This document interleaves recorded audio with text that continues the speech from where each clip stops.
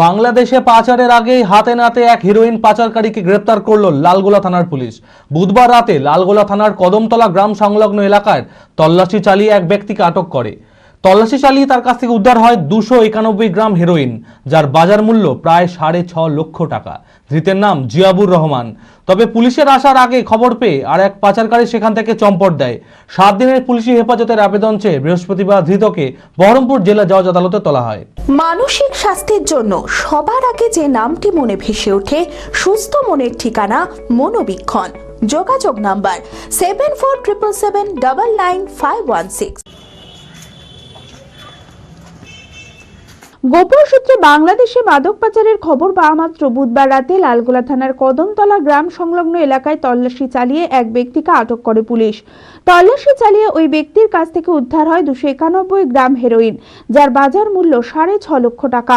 ধৃতের নাম জিয়াবুর রহমান, বাড়ি লালগোলা।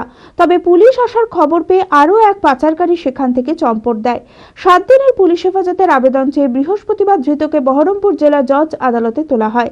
বাংলাদেশে এই হেরোইন পাচার চক্রে আর কে বা কারা জড়িত রয়েছে তা খতিয়ে দেখতে পুলিশ তদন্ত চালাচ্ছে।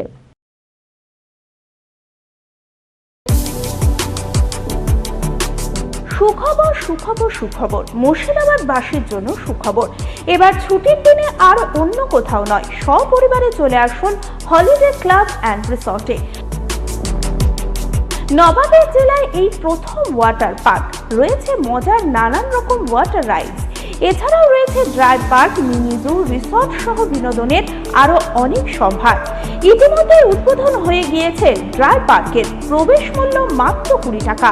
ঠিকানা বহরমপুর থেকে মাত্র 3 কিলোমিটার দূরত্বে ও লালবাগ থেকে মাত্র 2 কিলোমিটার দূরত্বে। তালগাছি, নতুন গ্রাম, মুর্শিদাবাদ। যোগাযোগ নাম্বার 9233333063।